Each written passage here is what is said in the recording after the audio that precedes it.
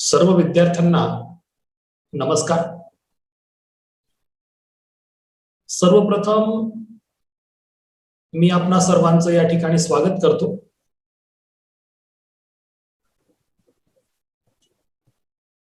Department of English and internal quality assurance cell, Shri Havji Swami Mahavidyalaya Udgir यांच्या संयुक्त विद्यमानं दर आठवड्याला सोमवारी सकाळी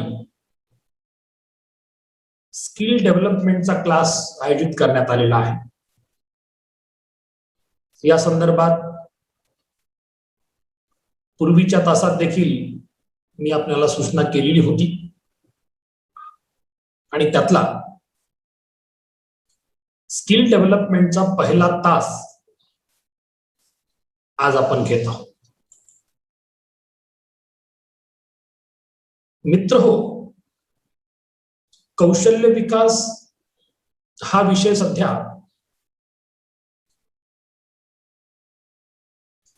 केंद्रीय सरकारचा आणि राज्य सरकारचा एक अतिशय महत्त्वाचा विषय बनलेला आहे। विशेष करून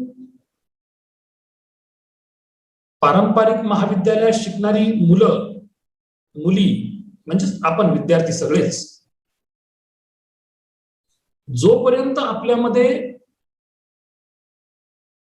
21व्या शतकामध्ये जगण्यासाठीची आवश्यक कौशल्य नसतील तोपर्यंत मला असं वाटतं की आपण चांगल्या पद्धतीनं सन्मानानं जगूही शकत नाही आणि कमावूही शकत नाही। तर याच विचारानं प्रेरित होऊन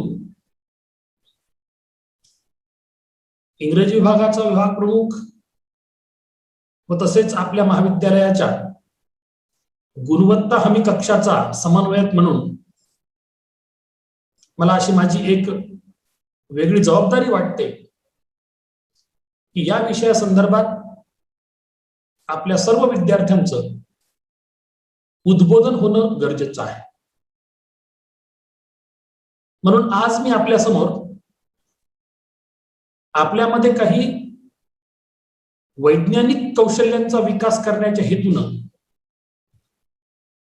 सायंटिफिक पॉइंट ऑफ व्ह्यू या विषयासंदर्भात चर्चा करणार आहे। आणि दर आठवड्यात आपल्याकडे वेगळा वेगळा विषय असेल। पुढच्या आठवड्यात कदाचित मी सॉफ्ट स्किल्सवर बोलेल, कम्युनिकेशन स्किल्सवर बोलेल,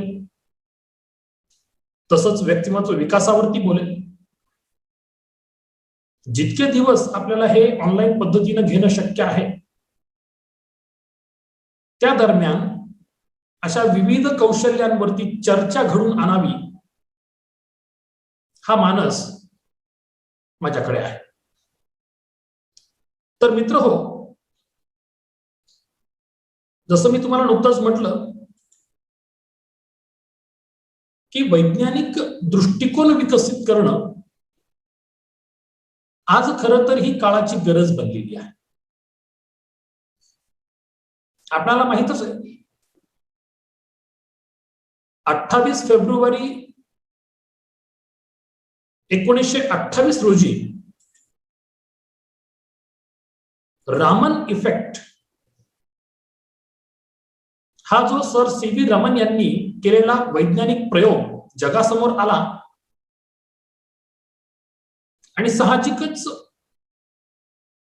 वैज्ञानिक क्षेत्रात molecular डायफ्रॅक्शन of light,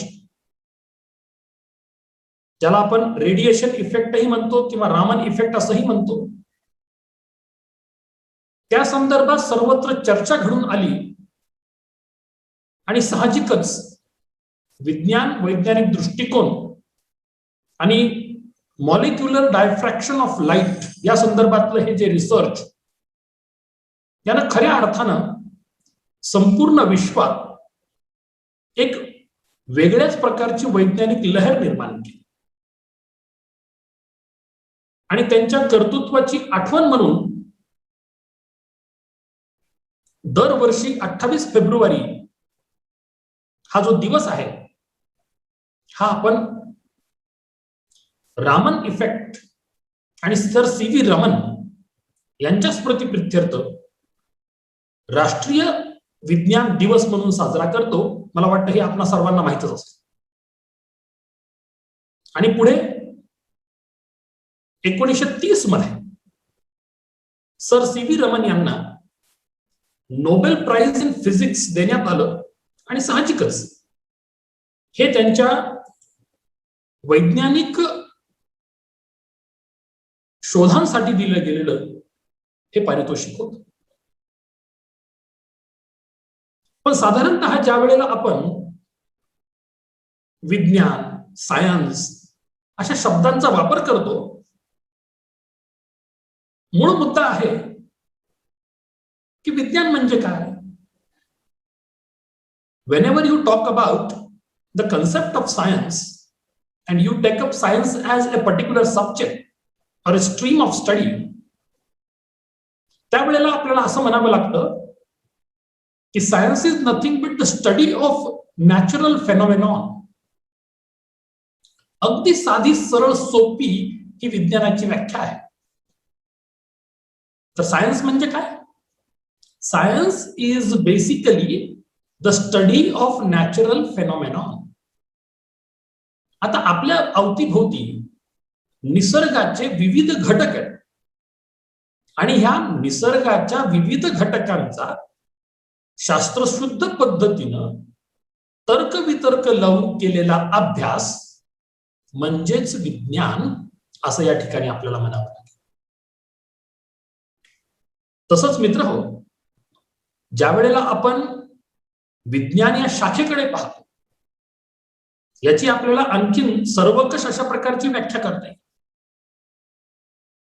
science is the pursuit and application of knowledge and understanding of the natural and social world following a systematic methodology based on evidence, experiments, observations, testing, conclusion, so on and so on. आता ही सर्वकष व्याख्या आपण समजून घेण्याचा प्रयत्न करू. तर विज्ञान म्हणजे काय? खरं पाहिलं तर आपण ज्या ज्या कन्सेप्ट निर्माण केलेल्या आहेत, इंट्रोड्यूस केलेल्या आहेत, त्या अंगीकारलेल्या आहेत, त्याचा पाठलाग करणं, ते application, pursuit and application of knowledge and understanding. आपल्याकडे अनेक गोष्टींचं इस्तंभ ज्ञान असतं. अनेक गोष्टी आपण आपल्या उपयोगात आणत असतो. अनेक घटकांना आपण समजून घेण्याचा प्रयत्न करत असतो आणि हे जे घटक असतात ते आपल्या अवतीभोवतीचे एकतर निसर्गतः निर्माण झालेले, ज्याला नैसर्गिक घटक म्हणतो, किंवा आपल्या अवतीभोवती जे सोशल वर्ल्ड, जे सामाजिक विश्व आहे त्याला आपण समजून घेण्याचा प्रयत्न करतो. परंतु ह्या नैसर्गिक आणि सामाजिक घटकांचा जेव्हा आपण पद्धतशीर एखादी विशिष्ट वैज्ञानिक पद्धत अंगीकारून अभ्यास करतो, मग ज्यामध्ये आपल्याला विविध प्रकारचे एव्हिडन्स मिळतात, विविध प्रकारचे प्रयोग करता येतात, विविध प्रकारची निरीक्षणं काढता येतात, विविध प्रकारची टेस्टिंग करता येते. ही टेस्टिंग केल्यानंतर आपल्याकडे काही निष्कर्ष निघतात.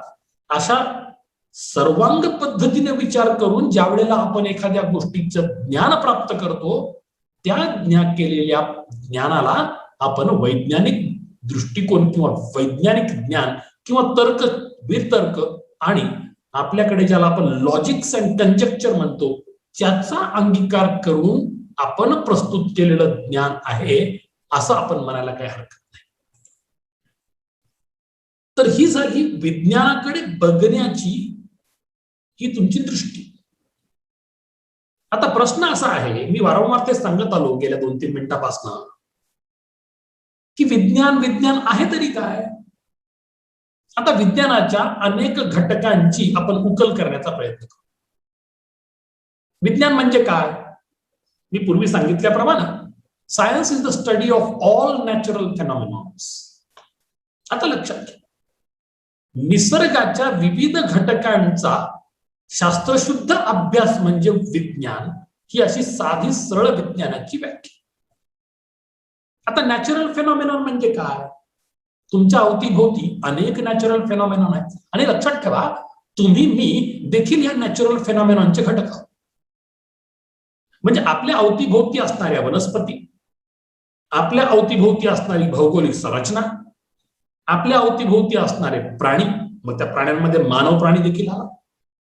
तर ज्या वेळेला आपल्या अवतीभोवतीचे सराउंडिंग आपण पाहतो, जे की निसर्गाचं देणं आहे, निसर्गाचं आपल्याला भेटलेलं वरदान आहे, या सगळ्या घटकांचा केलेला अभ्यास म्हणजेच सायन्स. आता प्रामुख्यानं विज्ञान कशाची मागणी करतं? एखाद्या घटकाला आपण सायंटिफिक केव्हा म्हणू शकतो? Actually science demands laboratorical proofs and conclusions. आता ज्या वेळेला तुम्ही असं म्हणाल किंवा एखादी गोष्ट वैज्ञानिक आहे का अवैज्ञानिक आहे, जी गोष्ट एखाद्या लॅबोरेटरीमध्ये आपल्याला तपासता येते, त्याचे एव्हिडन्स प्राप्त होतात, त्यातून आपल्याला निष्कर्ष काढता येतो आणि वारंवार जरी ती प्रक्रिया केली तर साधारणतः समान निष्कर्ष निघतात, अशाच घटकांना आपण वैज्ञानिक दृष्टिकोनानं तपासणी केली असं म्हणू शकतो. खरं पाहिलं तर विज्ञान काही गोष्टीचा अंगीकार करून आहे. त्या कोणत्या? As I think personally, science adopts a proven, rational, logical process. Proven म्हणजे काय? की अगेन अँड अगेन त्याचं टेस्टिंग झालेलं आहे, अगेन अँड अगेन त्याचं इव्हॅल्युएशन झालेलं आहे आणि जे वैज्ञानिक तर्क वितर्कावर आधारित आहे, अतिशय रॅशनल प्रॅग्मॅटिक अप्रोच करून आपण ते अंगीकारलंय आणि एक तर्कशुद्ध प्रक्रिया आपण अंगीकारली, त्यातून काढलेले निष्कर्ष हेच फक्त वैज्ञानिक निष्कर्ष असतात. आता लक्षात घ्या, आपल्या अवतीभोवती खूप मोठं विश्व आहे, इनफायनाईट आहे युनिवर्स. त्याची व्याप्ती किती आहे, त्याच्यामध्ये कोणते कोणते घटक सम्मिलित आहेत, साहजिकच मीही सांगू शकणार नाही किंवा आणखीन कोणी एखादा जो एक्सपर्ट आहे या फील्ड मधला तोही सांगू शकणार नाही, कारण की युनिवर्स अनलिमिटेड आहे, very expensive. But as a matter of fact, this universe is composed of concrete things like atom, force, people, animals, so on and so on. आता ज्या विश्वाची आपण कल्पना करतोय, जे ज्ञात आहे त्याचा आपण विचार करू शकतो, अभ्यास करू शकतो, पण जे अज्ञात आहे त्याचा आपण विचार करू शकतो का? कल्पना करू शकतो, विचार करू शकत नाही. कल्पना करू शकतो, अभ्यास करू शकत नाही. लक्षात घ्या. म्हणून आपल्या अवतीभोवती असणारं जे ज्ञात विश्व आहे, या ज्ञात विश्वामध्ये विविध प्रकारचे कॉन्क्रीट थिंग्स सम्मिलित झालेले आहेत. मग ते अणुरेणू असतील, लहानात लहान, विविध प्रकारचे फोर्स असतील, विविध प्रकारच्या एनर्जीज असतील, विविध प्रकारचे ॲनिमल्स असतील, विविध प्रकारच्या वनस्पती असतील, विविध प्रकारचे निसर्गातले चल अचल सगळे घटक असतील, विविध प्रकारचे लोक असतील, मानवी समुदाय जिकडं जिकडं तुम्हाला पाहायला मिळेल तिकडं. मग ह्या सगळ्या घटकांचा मिळून हे विश्व झालेलं आहे. या सगळ्या गोष्टींना तुम्हाला अंतर्भाव या विज्ञानामध्ये किंवा या विश्वामध्ये तुम्हाला करून घ्यावा लागेल. तसंच आता ज्या वेळेला आपण वैज्ञानिक संदर्भात बोलतो, प्रश्न असा आहे की याचं उद्दिष्ट काय? जसं आज मी सायंटिफिक पॉइंट ऑफ व्ह्यू या विषयावरती माझं चिंतन मांडतो, काय पर्पज आहे, तसंच आपण द पर्पज ऑफ सायन्स देखील पाहायचा प्रयत्न. The purpose of scientific study is to explain and predict. लक्षात ठेवा, जे आपल्या अवतीभोवती वास्तवात आहे त्याच्याकडे लॉजिकली बघणं, रॅशनली बघणं, त्याला विज्ञानाच्या विविध प्रकारच्या थिअरीचा आधार देऊन त्याला लॅबोरेटरीज मध्ये सिद्ध करणं, आणि ते वास्तविक ज्ञान लोकांपर्यंत, जनतेपर्यंत पोहोचवणं हे विज्ञानाचं काम आहे. तसंच विविध प्रकारचे प्रेडिक्शन्स देखील आपण करू शकतो आणि ते देखील तुम्हाला विज्ञान शिकवतं, यात काही शंका नाही. कारण की ज्या वेळेला एखादी नवीन वैज्ञानिक संकल्पना आलेली आहे, बऱ्याच वेळेला तात्कालीन समाजानं ती नाकारलेली आहे. परंतु पुढच्या काळात ज्या वेळेला तुम्ही हे सर्वस्व स्वीकारलं गेलं, साहजिकच त्यावेळेला वेळ निघून गेलेली होती आणि असं अनेक वैज्ञानिकांच्या बाबतीत घडलेलं आहे.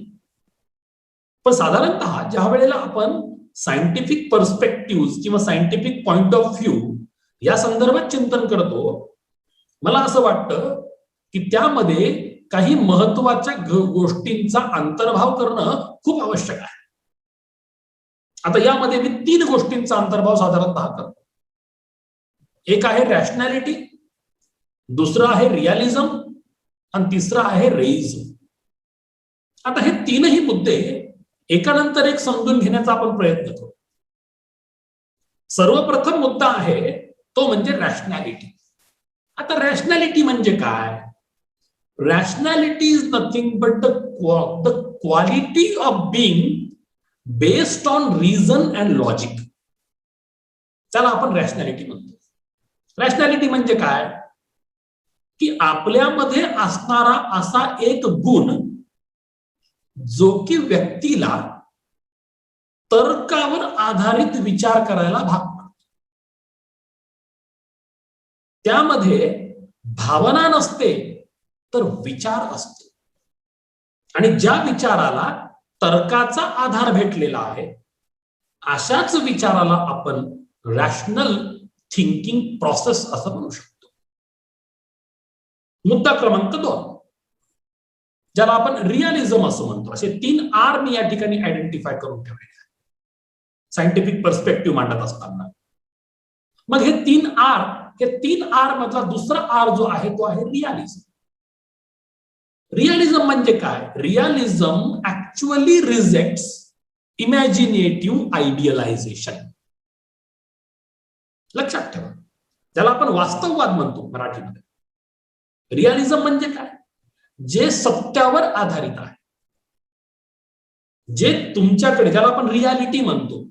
रियालिटी नेहमीच कल्पनाशक्तीचं किंवा आदर्शवादाचा नकार करत आलेला आहे.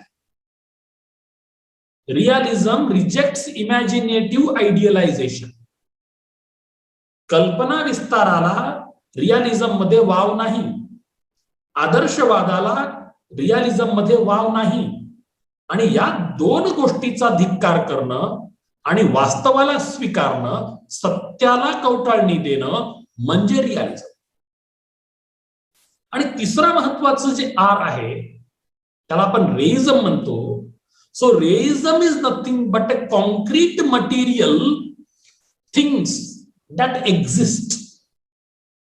मी तुम्हाला पूर्वीच सांगितलं की science believes in the facts, science believes in the laboratory proofs, science demands something which is really rational and real.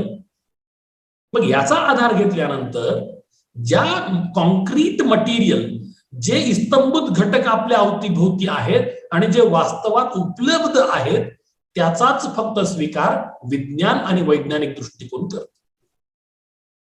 तर याला आपण एक सायंटिफिक पर्स्पेक्टिव्ह निर्माण करणारे 3 आर असं म्हणायला काही हरकत नाही. मग यामध्ये तुम्हाला सांगितल्याप्रमाणे रॅशनॅलिटी हा पहिला मुद्दा आला, दुसरा आर आहे रिअलिझम आणि तिसरा आर आहे रेइझम. आता यानंतर मी 1-2 मिनिटात तुम्हाला वैज्ञानिक दृष्टिकोन म्हणजे काय आणि तो कोणत्या घटकांवरती आधारित आहे हे सांगायचा प्रयत्न. खरं पाहिलं तर या संदर्भात 1-2-3 मुद्दे मला मांडावेसे वाटतात. ज्या वेळेला आपण सायंटिफिक पॉइंट ऑफ व्ह्यू किंवा व्हॉट इज सायंटिफिक असं म्हणतो, तर त्यावेळेला मला असं वाटतं की हे मुद्दे या ठिकाणी मांडणं गरजेचं आहे. Whatever that you call scientific is always based on observation, number 1. It is based on identification, number 2. and it is based on the factual realistic description. Number 3. आता पहिला मुद्दा आहे ऑब्झर्वेशन. एक लक्षात ठेवा, आपल्या अवतीभोवती अनेक घटक आहेत. या घटकांकडे आपण कसं बघतो, आपलं त्याचं निरीक्षण कसं आहे, आपण श्रद्धेनं बघतोय, अंधश्रद्धेनं बघतोय का वैज्ञानिक दृष्टिकोनाच्या ज्ञानासह बघतोय, त्यावर तुमच्या निरीक्षणाची व्याप्ती आणि सत्यता पडताळून पाहावी लागते. एखादा घटक बघत असताना किंवा आपल्या अवतीभोवतीचे जे काही डेव्हलपमेंट्स होत आहेत, जे काही विकास होतोय, त्याकडे आपण बघतो, तर ते आपलं निरीक्षण करण्याचा दृष्टिकोन कसा आहे. श्रद्धा, अंधश्रद्धा आणि वैज्ञानिक दृष्टिकोन या तिन्हीमध्ये फार मोठी तफावत आहे. श्रद्धा ही कुठेतरी भावनेशी निगडीत आहे, अंधश्रद्धा ही अज्ञानाशी निगडीत आहे. पण जेव्हा तुम्ही वैज्ञानिक म्हणता, तर हा वैज्ञानिक दृष्टिकोन नेहमीच तर्क वितर्कावर आधारित असतो. ज्या वेळेला तुमच्या अवतीभोवती काही घडतं, त्याचं निरीक्षण जर तुम्ही तर्क वितर्काच्या आधारे केलं, वैज्ञानिक संज्ञांच्या आधारे केलं, तर निश्चितपणे ते सायंटिफिक आहे असं मला वाटतं. दुसरी गोष्ट म्हणजे आयडेंटिफिकेशन. आपल्याला आपल्या अवतीभोवतीच्या घटकांना आयडेंटिफाय करता आलं पाहिजे. आता ते निसर्गतः निर्माण झालेला आहे का मानव निर्मित आहे. आता मानव हाच मुळात निसर्गाचा घटक आहे. म्हणजे मानवानं जरी पुढे काही तयार केलं, तेही विज्ञानाच्या व्याप्तीच्या बाहेर जाईल असं मला वाटत नाही. पण तरी देखील आपण 2 मध्ये सामान्य डिव्हिजन करतो, the natural things and man made things. असं काही जे निसर्गानं निर्माण केलंय आणि असं काही जे मानवानं निर्माण केलंय. आज मी तुमच्याशी ऑनलाईन संवाद साधतोय. अनेक विद्यार्थी या ऑनलाईन सिस्टम मध्ये पार्टिसिपेट करून या ठिकाणी माझं व्याख्यान ऐकतात. तुमच्या समोर तुमचा मोबाईल असेल, टॅबलेट असेल, कम्प्युटर असेल, माझ्याही समोर एक इलेक्ट्रॉनिक गॅजेट आहे. आता हे जे इलेक्ट्रॉनिक गॅजेट्स आहेत हे मॅनमेड आहेत, परंतु याची निर्मिती करत असताना तुम्हाला असं वाटत नाही का की अनेक नैसर्गिक घटकांचा वापर करूनच याची आपण निर्मिती केलेली आहे. मग प्रत्यक्ष जरी ते मानव निर्मित असले तरी अप्रत्यक्ष ते निसर्गाच्याच घटकांपासून तयार केलेले आहेत. मग ते नॅचरल होत नाहीत का, असाही या ठिकाणी प्रश्न उत्पन्न होतो. म्हणजे मला तुम्हाला हे सांगायचंय की ज्या वेळेला आपल्या अवतीभोवतीच्या घटकांचं विश्लेषण आपण करतो, त्याचं निरीक्षण करतो, त्याचं आयडेंटिफिकेशन करतो आणि त्याचं डिस्क्रिप्शन करतो, तर हे सगळं करत असताना तर्क वितर्काच्या आधारावर ते केलं जावं. जर ते आपण तसं केलं तरच ते खऱ्या अर्थानं वैज्ञानिक आहे असं आपल्याला म्हणता येईल. या संदर्भात मला तुम्हाला अल्बर्ट आइन्स्टाईन ह्या महान वैज्ञानिकाची जी थिअरी आहे, थिअरी ऑफ रिलेटिव्हिटी ज्याला म्हणतो आपण, त्या संदर्भात मला तुम्हाला थोडंसं सांगायचं. तर या संदर्भात एक वेळेस काय झालं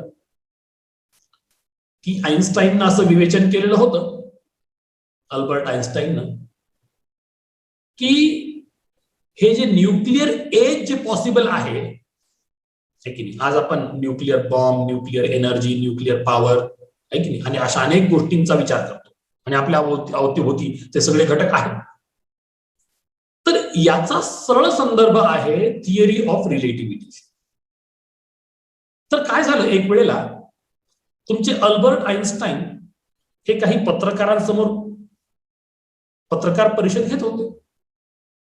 त्या दरम्यान त्यांना एका पत्रकारांनी विचारलं की बा जगाच्या पाठीवर खरंच देव आहे का, का दैवी शक्ती आहे का, का खरंच तुम्हाला जी प्रेरणा मिळते ती एखाद्या देवानं दिलेली प्रेरणा आहे का तुम्ही ती वास्तव रूपात आणली तुमच्या शक्तीतून, काय आहे. आता खरं पाहिलं तर एका महान विद्वानानं, एका महान वैज्ञानिकानं याचं जे दिलेलं उत्तर आहे ते खूप विचार करायला भाग पाडणार आहे. आणि मी त्यांना कोट करतोय, आइन्स्टाईनचं वाक्य मी तुम्हाला सांगतोय. आता मी वाचतोय आइन्स्टाईनला. आइन्स्टाईन असं म्हणाले, I assert that the cosmic religious experience is the strongest and the noblest driving force behind scientific research. म्हणजे हे जे काही जगभर वैज्ञानिक संशोधन होतंय, याच्या मागे अशी एक शक्ती आहे. आता ही एक शक्ती, या शक्तीचं विश्लेषण कसं करायचं? काही लोक याला कॉस्मिक रिलिजियस एक्सपिरियन्स म्हणतील, वैश्विक धार्मिक अनुभव, आणि त्यातून निर्माण झालेली is the strongest and noblest driving force. त्यातून तुम्हाला प्रेरणा भेटली, त्यातून तुम्हाला शक्ती भेटली आणि तुम्ही ही वैज्ञानिक निर्मिती केली. आता काही विचारवंतांच्या मते जगाच्या पाठीवरती परमेश्वर आहे. काही जणांच्या मते जगाच्या पाठीवरती ईश्वर नाही. प्रश्न असा आहे, कोण थेइस्ट आहे आणि कोण अथेइस्ट आहे, हा मला वाटते ज्याचा त्याचा वैयक्तिक विषय आहे की नाही? मी तुमच्या समोर तुमच्या स्क्रीनवरती एक काही शब्दांचा समूह डिस्प्ले करतो. बहुतेक तो तुमच्या स्क्रीनवर तुम्हाला दिसायला आहे. आता तुम्ही तो थोडासा काळजीपूर्वक वाचण्याचा प्रयत्न करा. आय होप तुमच्या स्क्रीनवरती काही शब्द समूह दिसतोय, तर त्याला तुम्ही वाचायचा प्रयत्न करा. आता स्पेलिंग असं आहे GODISNOWHERE. आता याचं वाचन करत असताना निश्चितपणे अनेकांनी या शब्दसमूहाचं वाचन आपापल्या परीने केलं असेल. आता यातून खरं पाहिलं तर 2 वाक्यांची उत्पत्ती होते. पहिलं वाक्य असं तयार होतं, जर तुमचा दृष्टिकोन अथेइस्ट असेल तर तुम्ही याचं वाचन असं कराल, गॉड इज नोवेअर. शब्दसमूह तोच आहे. आणि जे थेइस्ट आहेत ते असं वाचन करतील, गॉड इज नाऊ हिअर. आता लक्षात ठेवा, मी फक्त या सगळ्या शब्दांचा विग्रह केला. तुमच्या समोर एक शब्द समूह टाकला, जंबल्ड नाही तो, खरं तर एक वाक्यच आहे, परंतु याचा शब्दांना वेगळं वेगळं करत असताना कुठं नो करायचं आणि कुठं नाऊ करायचं, हा एवढ्यातला फरक निर्माण झाला की तुमच्या समोर ही 2 वाक्य येतात. पहिलं वाक्य म्हणजे गॉड इज नोवेअर. याचा अर्थ असा आहे की जगाच्या पाठीवर कुठेही ईश्वर नावाची संकल्पना किंवा ईश्वर नाही. आणि दुसरं वाक्य असं तयार होतं की गॉड इज नाऊ हिअर. याचा अर्थ परमेश्वर किंवा ईश्वर हा सर्वव्यापी आहे, ओमनी प्रेझेंट आणि ओमनी पोटेंट आहे, आणि इथे माझ्या अवतीभोवती देखील ईश्वर आहे. अशा प्रकारच्या 2 गोष्टी किंवा 2 वाक्य आपल्या समोर प्रस्तुत केलेले आहेत.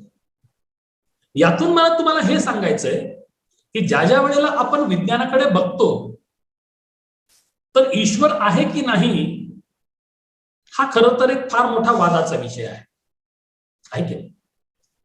जे थोडेसे धर्माला मानतात, आपापला कोणताही धर्म असो, विविध प्रकारच्या धर्मांचं अनुकरण आपण करत असतो, मग त्या धर्माप्रमाणे त्या ठिकाणी एक गॉड नावाची संकल्पना आहे. आणि जे अथेइस्ट आहे, ज्याला आपण नास्तिक म्हणतो, थेइस्ट म्हणजे आस्तिक, अथेइस्ट म्हणजे नास्तिक. थेइस्ट हा ईश्वराच्या अस्तित्वावर विश्वास ठेवणारा गट आहे, आणि अथेइस्ट हा ईश्वराचं अस्तित्वच मान्य करत नाही, त्याला आपण अथेइस्ट म्हणतो, नास्तिक म्हणतो. मग हा नास्तिक आणि आस्तिकातला भेद करणं या ठिकाणी फार गरजेचं आहे असं मला वाटतं. परंतु या संदर्भात विवेचन करत असताना मला हे सांगायचंय की हे माझं वैयक्तिक मत आहे, तुमच्यावर लादायचं नाही मला, परंतु फक्त विचार मांडतो की ज्या ठिकाणी विज्ञानाची क्षमता संपते, where you find there is a border and where the domain of science finds that I cannot do beyond that, मग मला असं वाटतं की त्याच्या पलीकडे ईश्वराचं क्षेत्र सुरू होतं. आता हे थोडंसं माझं वैयक्तिक मत झालं आहे की नाही, तुम्हाला पटेल अगर न पटेल हा एक वेगळा मुद्दा आहे. परंतु ज्या वेळेला आपण गॉड इज नाऊ हिअर आणि गॉड इज नोवेअर या 2 संकल्पनांचा विचार करतो, तर मित्र हो लक्षात घ्या, मी तुम्हाला एक छोटा प्रश्न विचारतो की हे विश्व ईश्वरानं निर्माण केलं का? पहिला प्रश्न. आणि दुसरा प्रश्न, ईश्वराला कोणी निर्माण केलं? आता थेइस्ट असं म्हणतील, जे की ईश्वराचं अस्तित्व मानतात ते असं म्हणतात की ईश्वरानं विश्वनिर्मिती केली आहे की. परंतु जर तुम्ही अँथ्रोपॉलॉजीचा विचार केला, मानववंशशास्त्राचा विचार केला, वैज्ञानिक दृष्टिकोनाने विचार केला आहे की नाही, जेव्हा होमोसेपियन्स या जगावरती आले, संपूर्ण विश्वावरती पृथ्वीवरती राज्य करू लागले, विविध भागात ते जगू लागले, समुदाय निर्माण झाले, समाज निर्माण झाले, त्यातून आपला सांस्कृतिक विकास झाला आणि या सांस्कृतिक विकासामध्ये, या सिव्हिलायझेशन मध्ये आपण गॉड नावाची संकल्पना मानवाने निर्माण केली, हे विज्ञान सांगतं. म्हणजे प्रश्न असा आहे की विश्वाची निर्मिती ईश्वरानं केली का? आणि दुसरा प्रश्न असा आहे की ईश्वराची निर्मिती मानवानं केली का? आता हा प्रश्न मी तुमच्यावरती सोडतो.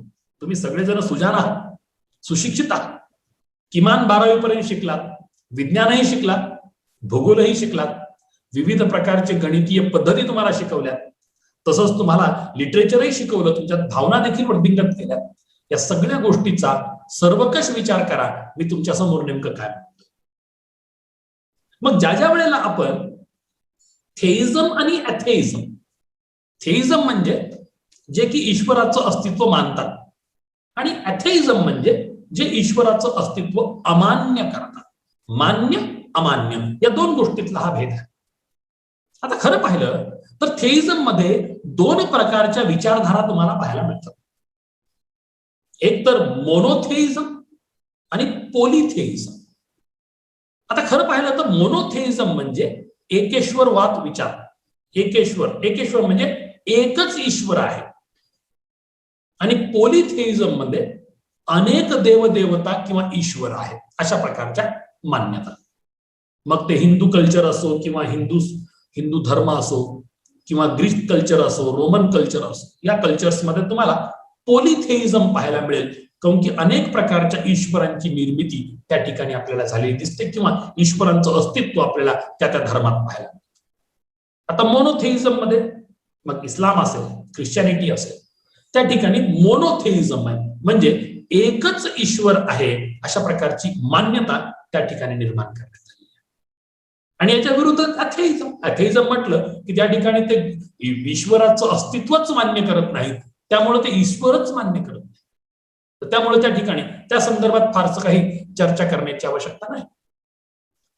परंतु ज्या वेळेला आपण या सगळ्या गोष्टींचा विचार करतो, आता एक लक्षात ठेवा, मी तुम्हाला पूर्वी सांगितलं की science talks of facts and truths. विज्ञान कशाची चर्चा करतं? वास्तव काय आहे, सत्य काय आहे, त्याची चर्चा करतं. Science brings out true knowledge. जे वास्तववादी पडताळून पाहिलेलं सत्यवादी ज्ञान आहे ते तुमच्यापर्यंत आणतं. Science deals with logic and evidence. विज्ञान तर्काशी संदर्भित किंवा जे काही आपल्याला पुरावे आढळले, निष्कर्ष काढून किंवा प्रयोग करून, एक्सपेरिमेंट्स करून, लॅबोरेटरीमध्ये टेस्टिंग करून जे पुरावे आढळले त्या पुराव्याच्या आधारावरतीच बोलतो. Science is actually A pursuit of rational knowledge. आणि हे जे काही रॅशनॅलिटी आपण विकसित केलेली आहे, तर्क वितर्काचा आधार घेऊन त्यातून उत्पन्न झालेलं ज्ञान किंवा विकसित केलेलं ज्ञान, त्याचा पाठलाग फक्त विज्ञान करतं. Science demands laboratorical testing and proofs. आणि वैज्ञानिक पद्धतीनं जोपर्यंत आपण लॅबोरेटरिकल टेस्टिंग करत नाही, प्रूफ शोधत नाहीत, एव्हिडन्स काढत नाहीत, कन्क्लुजन्स काढत नाहीत, त्याचं डिस्क्रिप्शन करत नाहीत, तोपर्यंत त्याला वैज्ञानिक म्हटलं जात नाही. आता मित्र हो, ही एक गोष्ट थोडी समजून घ्यायचा प्रयत्न करा की ज्या वेळेला आपण या सगळ्या वैज्ञानिक तत्वांचा आधार घेऊन आपण आपल्या जीवनाकडे बघतो, त्यातून विज्ञानानं आपल्याला बरंच काही दिलेलं आहे. जर तुम्ही इंडस्ट्रियल रेव्होल्युशनची गोष्ट करा, युरोपमध्ये मधल्या कालखंडामध्ये इंडस्ट्रियल रेव्होल्युशन झालं. हे कशामुळे शक्य होतं? हे वैज्ञानिक दृष्टिकोनामुळे शक्य होतं. आज आपण 21व्या शतकात जगत आहोत. आपल्या अवतीभोवती हायली सोफिस्टिकेटेड टेक्नॉलॉजिकल वर्ल्ड आहे. आयसीटी आहे, इन्फॉर्मेशन अँड कम्युनिकेशन टेक्नॉलॉजीतून आपल्या विश्वामध्ये असं स्पायरल ग्रिप तयार केलंय की या आयसीटी शिवाय आपण एक क्षण देखील जगू शकत नाही. मग हे टेक्नॉलॉजिकल इन्व्हेन्शन्स कोणी दिले, इनोव्हेशन्स कोणी दिले? विज्ञानानं दिले. तुमचं माझं आयुष्य बदललं पूर्ण. तुम्ही तुमच्या बालपणी कसे राहत होता, आज तुम्ही कसे राहता? तुमच्या आजी आजोबाचं आयुष्य त्यांच्या लहानपणी कसं होतं आणि आज कसं आहे? तुमच्या आई वडिलांनी कशा प्रकारचं लहानपण अनुभवलं आणि तुम्ही कसं अनुभवता, यातला फक्त फरक समजून घ्या. मग तुम्हाला समजेल की विज्ञानानं आपल्या जीवनामध्ये किती आमूलाग्र बदल आणलेला आहे. It has really totally change our lifestyle and sophistication as such. तसंच विज्ञानानं आपल्याला मटेरियल वेल्थ निर्माण करण्याची क्षमता निर्माण करून दिली आहे. आपल्या अवतीभोवती जे मटेरियल डेव्हलपमेंट होतं, मटेरियल वेल्थ ग्रो होते आणि यातून जी काही टेक्नॉलॉजिकल, इंडस्ट्रियल, कमर्शियल ज्या ज्या पद्धतीनं या सगळ्या गोष्टींचा विकास होत गेला, हे देखील विज्ञानाची देण आहे. Science actually encourages people to think rationally, divide of superstitions. आणि सगळ्यात महत्वाची गोष्ट म्हणजे विज्ञान आपल्याला अज्ञानापासून दूर करतं. विज्ञान आपल्याला अंधश्रद्धेपासून दूर करतं. विज्ञान आपल्याला श्रद्धा आणि अंधश्रद्धा यातला फरक या फरकाची जाणीव करून देतं. आणि जोपर्यंत आपण या अंधश्रद्धांपासून दूर जाणार नाहीत, जोपर्यंत आपण आपल्या जीवनामध्ये वैज्ञानिक दृष्टिकोन स्वीकारणार नाही, तर ह्या अंधश्रद्धांसंदर्भात बोलत असताना मला असं वाटतं की जोपर्यंत आपण वैज्ञानिक दृष्टिकोन अंगीकारत नाही, तोपर्यंत ज्या अंधश्रद्धा आहेत त्याचं निर्मूलन होणं शक्य नाही. As far as superstitions are concerned, they are widely held, but these are the actual irrational beliefs in supernatural influences, especially as leading to good or bad luck. आता हे सुपरस्टिशन्स आहेत काय? हे मात्र मानव निर्मित आहे. श्रद्धा आणि अंधश्रद्धा या दोन गोष्टीतला फरक करता येत नाही. श्रद्धा, अंधश्रद्धा आणि विज्ञान किंवा वैज्ञानिक या तिन्हीतला जोपर्यंत आपल्याला फरक करता येणार नाही आणि जोपर्यंत आपण विवेकी होऊन वैज्ञानिक दृष्टिकोन अंगीकारत नाही, तोपर्यंत आपल्यातल्या ह्या ज्या इरॅशनल बिलीफ्स आहेत त्या आपल्याला आपल्यातून काढता येणार नाही. जसं मी आताच म्हटलं की सुपरस्टिशन्स ह्या इरॅशनल बिलीफ्स आहेत. कारण की जेव्हा आपण याचा अंगीकार करतो, अनेक लोक याचा अंगीकार करतात, याची practice is actually based on beliefs. म्हणजे फक्त कशावर तरी असलेला आपला विश्वास. परंतु लक्षात ठेवा, तो जर तर्कवितर्कावर आधारित नसेल तर तो अंधविश्वास आहे. जर तो तर्कवितर्कावर आधारित असेल तरच तो उघड्या डोळ्यानं स्वीकारलेला, समजून पारखून स्वीकारलेला विश्वास आहे. मग कोणत्या प्रकारचा विश्वास आपण ठेवायचा हे आपण ठरवायचं. अंधविश्वासू असावं का विश्वासू असावं, या दोन्हीतला फार मोठा फरक आहे. A superstition is a belief or a practice typically resulting from ignorance, a misunderstanding of science and scientific values. आता याचं विश्लेषण करत असताना मी असं म्हणेन की ज्या अंधश्रद्धा आपण आपल्या जीवनात अंगीकारल्या किंवा त्याची प्रॅक्टिस आपण करतो, खरं पाहिलं तर हा कशाचा परिणाम आहे? हा अज्ञानाचा परिणाम आहे. हा कशाचा परिणाम आहे? विज्ञानाची चुकीच्या पद्धतीने केलेल्या समीक्षेचा परिणाम आहे. हा कशाचा परिणाम आहे? आपल्यामध्ये वैज्ञानिक मूल्यच आपण वृद्धिंगत होऊ दिलेली नाहीत, म्हणून त्याचा परिणाम आहे. लक्षात ठेवा, जोपर्यंत आपण आपल्यामध्ये वैज्ञानिक दृष्टिकोन निर्माण करत नाही, वैज्ञानिक मूल्यांना आपण स्वीकारत नाही, वास्तविक जीवनात आपण त्याच्याकडं तर्कवितर्काचा आधार घेऊन बघत नाही, तोपर्यंत आपल्यात असणाऱ्या अनेक अंधश्रद्धा नष्ट होणार नाही. तसंच अ बिलीफ इन फेट ऑर मॅजिक. अनेक लोक प्रारब्धावर विश्वास ठेवतात, नशीब चक्रावर विश्वास ठेवतात, जादू टोण्यावरती विश्वास ठेवतात। एक लक्षात ठेवा, हे सगळे परसेप्शन जे आहेत हे सुपर नॅचरल इलेमेंटचा इन्फ्लुअन्स आणि त्यातून निर्माण केलेली भीती आणि त्याच्याबद्दल आपण असतो अनभिज्ञ आणि म्हणून आपण त्याच्यावरती विश्वास ठेवतो। आता ह्या 2-3 विषयावरती मला 1-2 मिनिटं बोलायला आवडेल। आता समजा महत्वाच्या कामासाठी मी बाहेर चाललोय आणि माझ्या समोरून एक काळी मांजर आडवी गेली। आता मला सांगा, माझ्या कामाचा, माझ्या दृष्टिकोनाचा, त्या काळ्या मांजरीचा आणि आडवं जाण्याचा अर्थार्थी काही संबंध नाही। परंतु आपल्याकडे आपण प्रामुख्याने अशा प्रकारची लोक पाहतो, एखादी काळी मांजर आडवी गेली की तो 10 पावलं मागे येणार किंवा आपलं काम न करता, आता न करता नंतर करणार। आता ही श्रद्धा आहे का अंधश्रद्धा आहे? तुम्ही एखादं काम करत असताना तुम्हाला कोणी हटकलं, कुठं चाललात, काय करायला, का करायला, असे प्रश्न विचारले की हटका झाला म्हणतो, ही देखील एक प्रकारची अंधश्रद्धा आहे। कामाचा आणि विचारलेल्या प्रश्नाचा अर्थार्थी काही संबंध नाही। तसंच अनेक लोक जादू टोनावरती विश्वास ठेवतात, काळ्या जादूवरती विश्वास ठेवतात, है की नाही? म्हणजे यातून आपण श्रद्धा व्यक्त करतो, अंधश्रद्धा व्यक्त करतो का वैज्ञानिक दृष्टिकोन व्यक्त करतो, तुम्हीच विचार करा। अनेक लोक फक्त दैववादावर विश्वास ठेवतात। लक्षात ठेवा, आपण 21व्या शतकात जगत आहोत। माणसानं कर्मवादी राहावं, कर्तृत्ववादी राहावं, है की ना, की फक्त दैववादावर आधारित जीवन जगत। कुणाच्या दैवात काय लिहिलंय, दैववाद आहे की नाही, दैव आहे की नाही, हे मला ठाऊक नाही। परंतु जर तुम्ही कर्मवादी असाल तर तुम्ही तुमचा performance best of the best देण्याचा प्रयत्न कराल आणि त्यातून येणारे परिणाम हे तुमच्या कर्तृत्वामुळे तुम्हाला भेटलेले असतील, ना की दैवामुळे। परंतु अनेक लोक दैववादी असतात, अनेक लोक जादू टोनावर विश्वास ठेवतात, अनेक लोक आपल्या अवतीभोवती असे काही सुपर नॅचरल इलेमेंट्स आहेत। आता सुपर नॅचरल म्हणजे काय?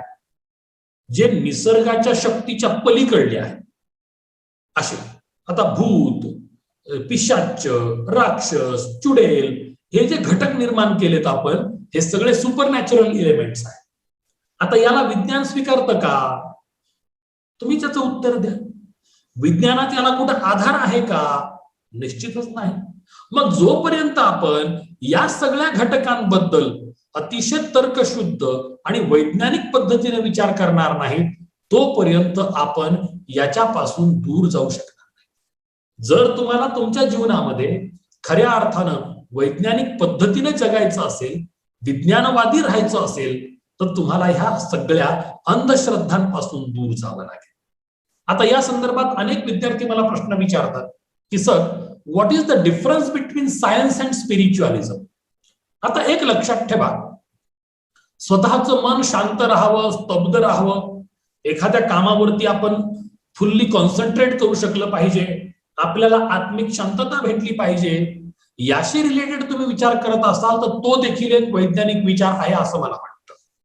कारण की विज्ञान जेव्हा तुम्हाला फॅक्ट शिकवतं, सत्य सांगतं, सत्यतेची जाणीव करून देतं, तुमच्या समोर तर्क वितर्क ठेवतं, तुमच्या समोर अनेक प्रकारचे एव्हिडन्स मांडतं, तुम्हाला फक्त रॅशनली नॉलेज प्रोव्हाइड करतं आणि लॅबोरेटरीकल टेस्टिंग केल्यानंतर तुमच्या समोर निष्कर्ष येतात, हे सगळं वैज्ञानिक आहे। हे सगळं करण्यासाठी तुम्हाला तुमच्या देखील, ज्याला आपण स्पिरिच्युअलिझम म्हणतो किंवा अध्यात्मवाद म्हणतो, याशी तुम्हाला थोडंसं निगडीत व्हावं लागेल।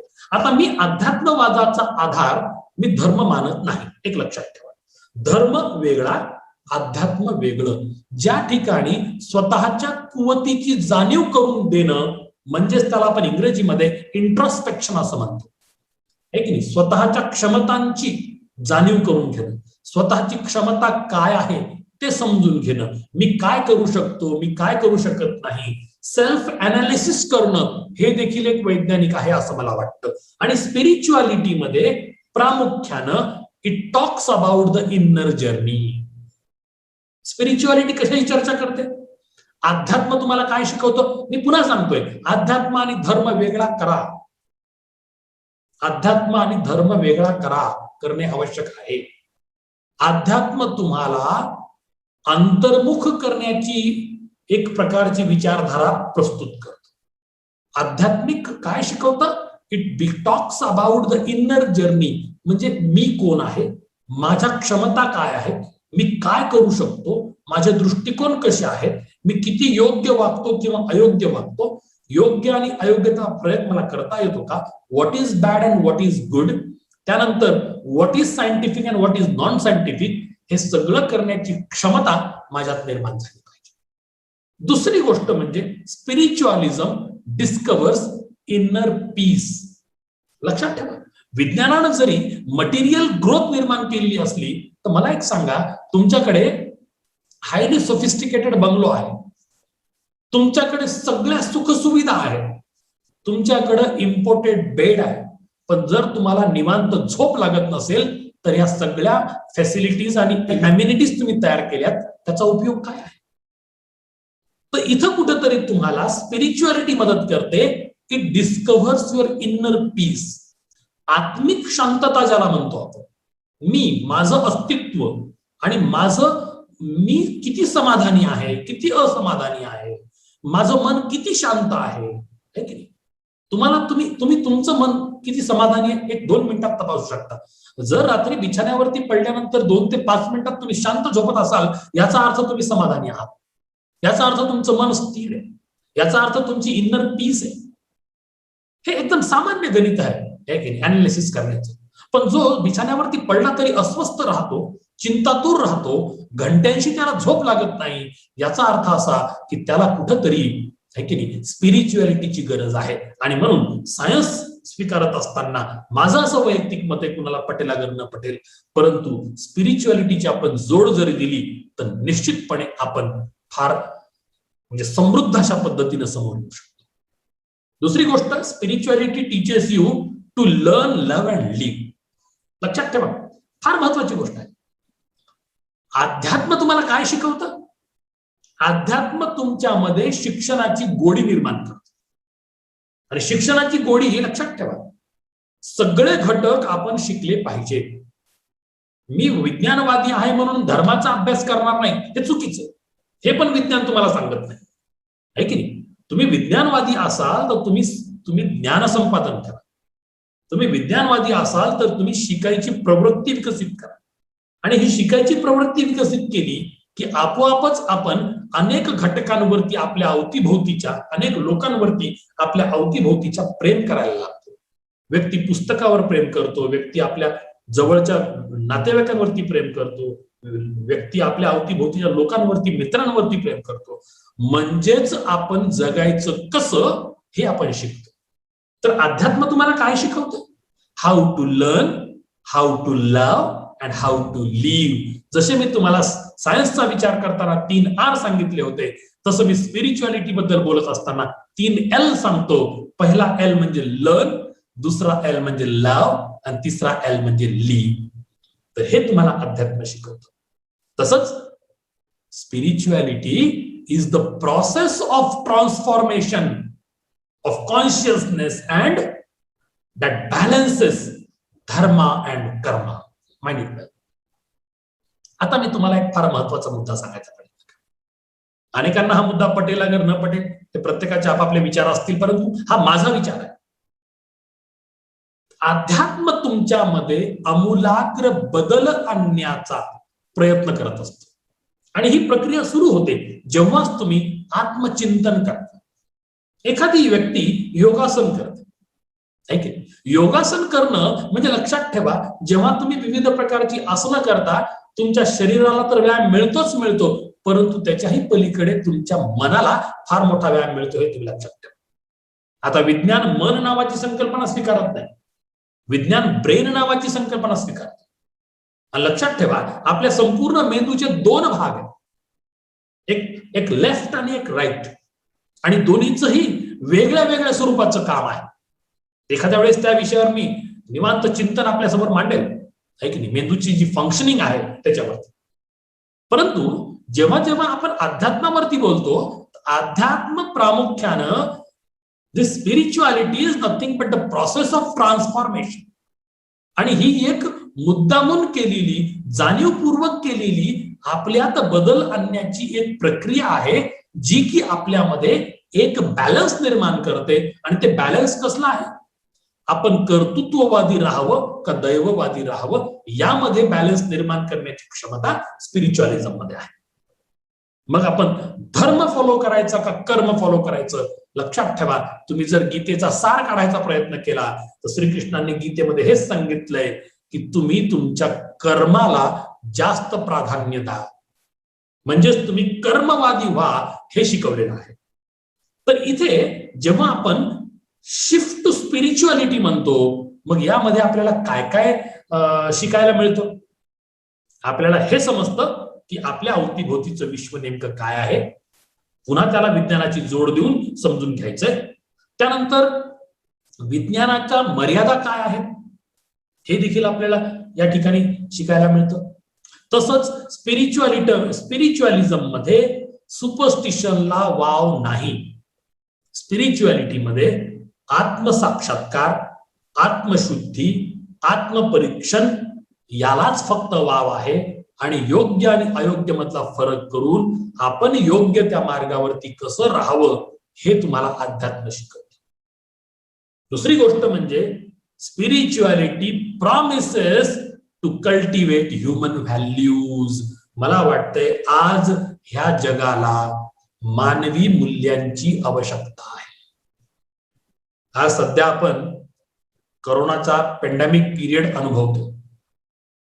साधारणतः गेले 2-4 शतक आपण पाहत आलो, दर 100 वर्षाला एक अशा प्रकारची जी पेंडेमिक सिच्युएशन आहे ती निर्माण होत गेली. सध्या आपण कोविड-19 या ज्या व्हायरसचा उद्रेक झालेला आहे आणि जगभर यानं जे थैमान मांडलंय मृत्यूचं, ते आपण अनुभवतोय.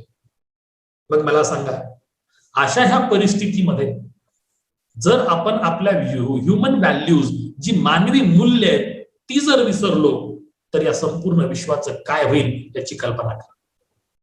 आज जर समजा जे काही फ्रंटलाईन वर्कर्स आहेत, कोरोना पॅन्डेमिक सिच्युएशन मध्ये काम करणारे, यांनी जर फक्त स्वतःचाच विचार केला आणि प्रोफेशन बाजूला ठेवून या सगळ्यांची सेवा करण्यापासून जर विमुक्त झाले किंवा मुक्त झाले, बाजूला सारले, मग मला सांगा या विश्वाची कल्पना कशी करा. आजही ह्युमन व्हॅल्यूज आहेत, ह्युमन व्हॅल्यूज कल्टिवेट कराव्या लागतात. आणि जोपर्यंत आपण ह्या ह्युमन व्हॅल्यूज कल्टिवेट करणार नाहीत, तोपर्यंत विज्ञान देखील ग्रीन टेक्नॉलॉजी आणि सस्टेनेबल डेव्हलपमेंटकडे वळणार.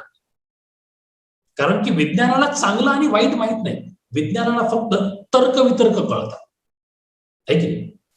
न्यूक्लिअर एनर्जी तयार झाली, न्यूक्लिअर बॉम्ब तयार करून एका राष्ट्रावर टाकला, त्याचं हिरोशिमा नागासाकीमध्ये काय झालंय आपण अनुभवलं, है की नाही?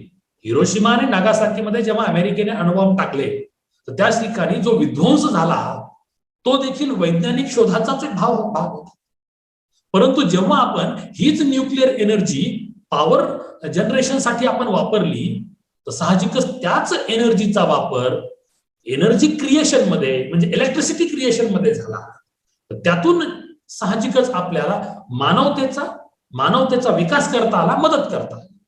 म्हणजे विज्ञानाला चांगलं आणि वाईट हे कळत नाही, पण जर अध्यात्माचा आधार घेऊन आपण ह्युमन व्हॅल्यूज कल्टिवेट केल्या, वैज्ञानिक विकास करत असताना आपण ग्रीन टेक्नॉलॉजीचा दृष्टिकोन समोर ठेवून विकसित केलं आणि डेव्हलपमेंट करताना जर आपण सस्टेनेबल डेव्हलपमेंट ही संकल्पना समोर ठेवून विकसित केली, तर मला वाटतं खऱ्या अर्थानं आपण वैज्ञानिकही राहू, खऱ्या अर्थानं आपण स्पिरिच्युअलही राहू आणि यातला सुवर्ण मध्य आपल्याला साधता येईल. आणि वैज्ञानिक विकास करत असताना आपण चांगल्या प्रकारची मानव म्हणून जगासमोर प्रस्तुत होऊ, असं या ठिकाणी मला वाटतं. काही जणांना यातले काही विचार पटणार नाहीत, आवडणार नाहीत, परंतु मी माझं या संदर्भातलं चिंतन आपल्यासमोर मांडलेलं आहे.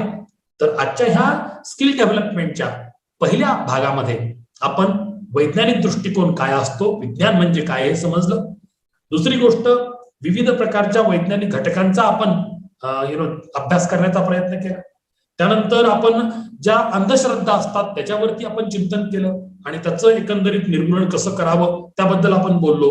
आणि तसंच विज्ञान आणि अध्यात्म म्हणजे सायन्स अँड स्पिरिच्युअलिटी यातला फरक आपण समजून घेतला आणि खऱ्या अर्थानं विज्ञानाला जर योग्य दिशेला न्यायचं असेल, ग्रीन टेक्नॉलॉजी आणि सस्टेनेबल डेव्हलपमेंटला जर विज्ञानाची जोड द्यायची असेल तर आपल्याला स्पिरिच्युअलिझमची पण आवश्यकता आहे असं मला वाटतं. परंतु स्पिरिच्युअलिझम फॉलो करत असताना धर्माला तिथं तुम्ही मध्ये जोडू नका, कारण की धर्माची अनेक तत्व ही विज्ञानाच्या मध्ये येतात हे लक्षात ठेवा.